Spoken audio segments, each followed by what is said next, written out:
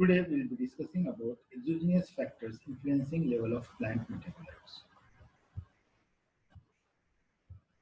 So exogenous factors like polyploidy, hybridization, mutation, these factors affects the level of secondary metabolites. So we'll be talking about first polyploidy. So polyploidy means poly means many and ploidy means sets of chromosomes. So when any cells contain more than two paired sets of chromosome, it is called as polyploidy. In this case, there is only one set of chromosome. This is called as haploid. In this, there are two paired sets of chromosome. It is called as diploid. And here three paired sets of chromosome. Here four paired sets of chromosome, five paired sets of chromosome, and so on. So this is triploid, this is tetraploid, this is pentaploid, and hexaploid, heptaploid, octaploid, and so on. So whenever there are more than two paired sets of chromosome, they are called as polyploidy. So triploid and tetraploid, pentaploid, these are polyploid.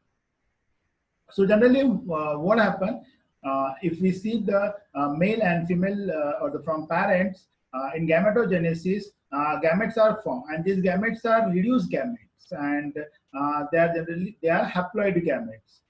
So from male haploid gamete is coming, and from female haploid gamete is coming, and then fertilization of these we get zygote, and which is diploid. But if there is error in the from parents to formation of gamete. For example, in this case, here this is not unreduced gamete. Here we saw this is reduced gamete, this is unreduced gamete. So the paired sets of chromosomes are in the unreduced form in the gamete. From male, it is coming in unreduced form, for example, and from female, they are getting haploid gamete, and then fertilization of these both gametes, we get a zygote, and which will be containing triploid. So we were expecting here diploid as of parent, but here we are getting triploid set, and this is polyploidy. So polyploidy can be of two types: autopolyploidy and allopolyploidy. The meaning of auto means self or the same, and in the species itself it is happening. Same in the same species it is happening. That is, it is autopolyploidy, and allopolyploidy means allo means different. When it is happening in the two different species, then it is called as allopolyploidy.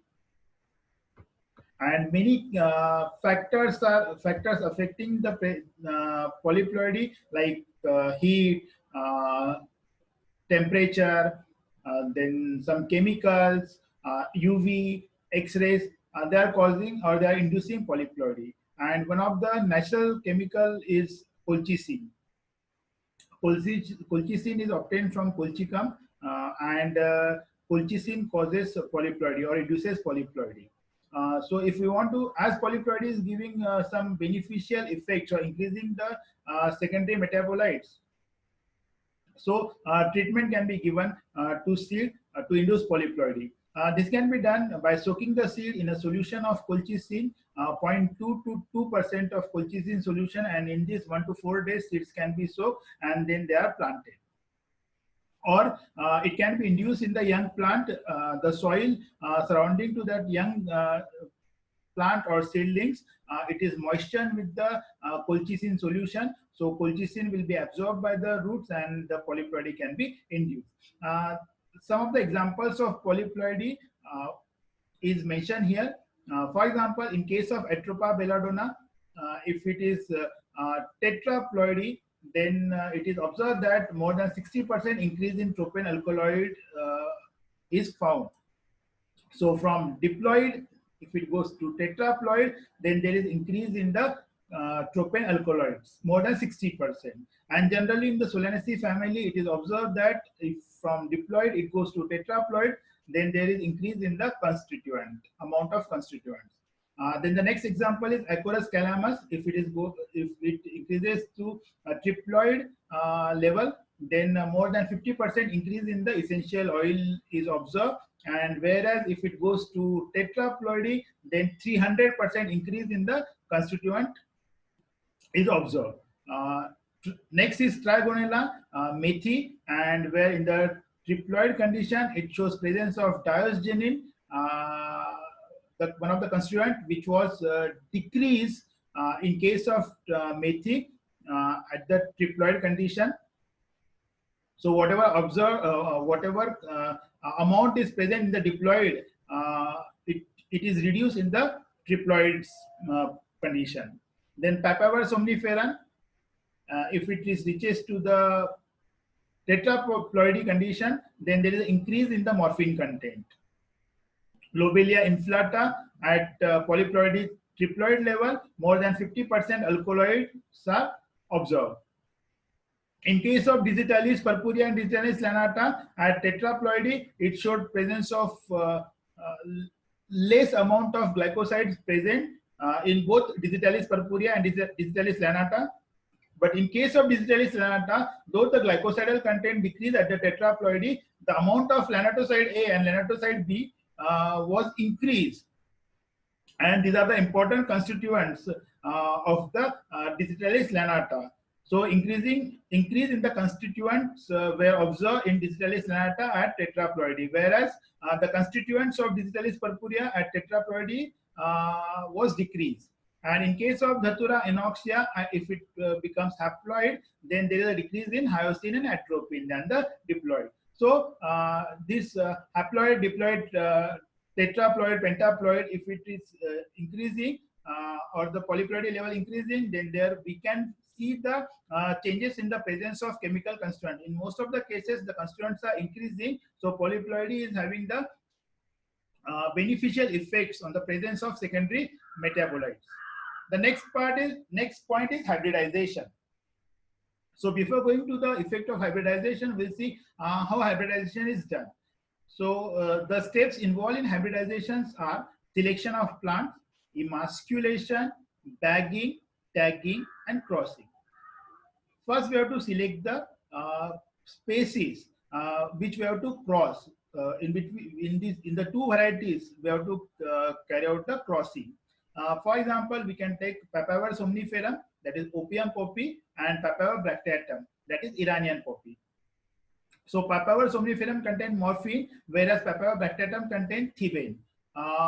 We are going to cross these two varieties, and by crossing these two varieties, we got a next variety, that is Sagan's poppy, and where morphine content was increased, as Papaver somnifera contained morphine, and Papaver bracteatum is not containing morphine, it's containing thebaine. So crossing of these two plants showed more amount of morphine.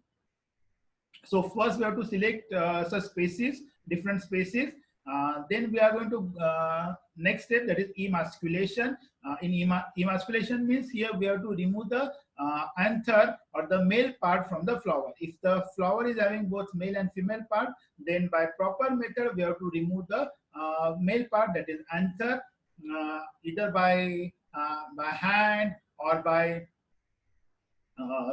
forceps, or by giving proper treatment of hot water or alcohol, we can remove the male part. And now only the female part will remain in the flower. And if flower is having only female part, then there is no need of any treatment of hot water and anything, because we are interested in the having only carpel portion in the flower.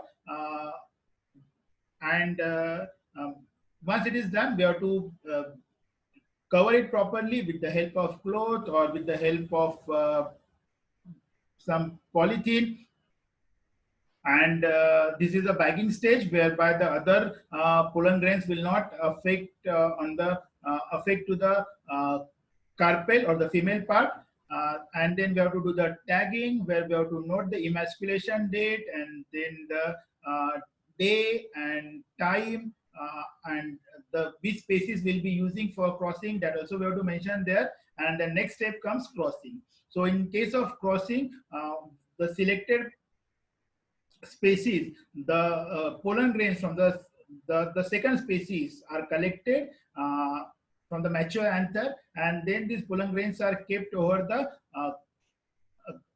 of the emasculated flowers, carpel, female part, and then there will be a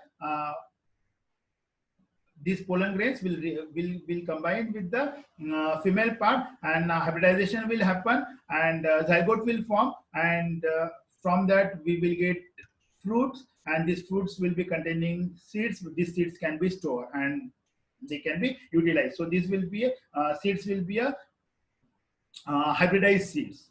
So examples are Papaver somniferum, Papaver bracteatum. We saw that morphine content is more than Papaver somniferum and Papaver cetizerum, where codeine, thibane, narcotine, and papaverine found increased. Then Cinchona legeriana contain 5.1% of alkaloid, whereas Cinchona succirubra contain 3.4% of alkaloid. And by crossing of these two, Cinchona legeriana and Cinchona succirubra, we got new variety which is showing 11.2% of alkaloid, right? So if we combine 5.1 and 3.4, it comes near about 9%, but here we are getting 11.2%. So hybridization is increasing the secondary metabolites or decreasing secondary metabolites, or we are getting the different other forms of secondary metabolites, right? So here in case of Cinchona, we saw we are getting 11.2% of alkaloid. And Mentha spicata and Mentha aquatica, if crossing is done, we get Mentha piperita, and it showed presence of menthofurin. So hybridization is again having a good effect on the secondary metabolites. Then the mutation is the third factor. Mutation can be a point mutation, it can be friendship mutation, it's sudden and abrupt changes in the genotype and phenotype. And some of the examples like Papaver somniferum showed presence of increase in the morphine content. Diascorea showed that the tuber size was found in the tuber size was increased, and then diogenin was also increased. In case of belladonna, the level of tropane alkaloid was found more in the mutated plant. So polyploidy, hybridization, and mutations are having effect on the level of secondary metabolites. Thank you.